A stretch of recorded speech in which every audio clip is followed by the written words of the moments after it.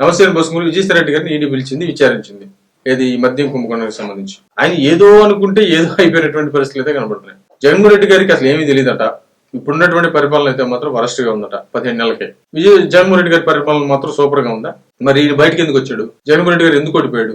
అసలు మీరు ఇలా ఉంటే అసలు గెలవరని చెప్పేసి ఎందుకు చెప్తున్నాడు? అంటే ప్రజలు కాదంట, కోటరీ ఓడించిందంట జగన్మోహన్ రెడ్డి గారిని. ఇంతకంటే దారుణమైనటువంటి విషయం ఉంటుందా? ప్రజలు ఓడించారండి విజయసాయి రెడ్డి గారు. మీరు అది మర్చిపోతున్నారు.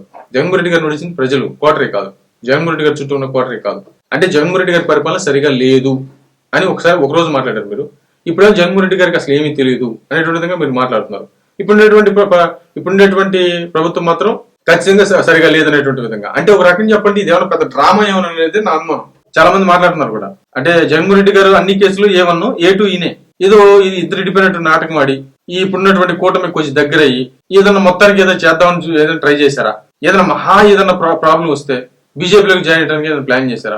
నేను మామూలుగా అయితే రాజకీయాలకి నేను వదిలేస్తానని చెప్పిన ఆయన సంవత్సరం తర్వాత మళ్ళీ నేను రాజకీయాలకు వస్తున్నానని చెబుతున్నాడు.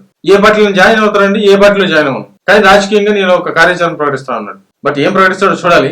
కానీ మొత్తానికైతే ఈయన విచారణకు వెళ్ళక ముందు అయితే మాత్రం ఏదో జరిగింది, ఖచ్చితంగా క్లియర్ గా అర్థమవుతుంది. ఏదో జరిగింది, ఏదో జరగబోతుంది అనేది కూడా క్లియర్ గా అర్థమవుతుంది. మొత్తానికి ఏదో అనుకుంటే ఏదో చేశారు విజయసాయి రెడ్డి గారు. ఇదంతా ఒక పక్క స్కెచ్ ఏమో అనేది చాలా మంది అభిప్రాయపడుతున్నారు. నా అనుమానం కూడా. మరేమో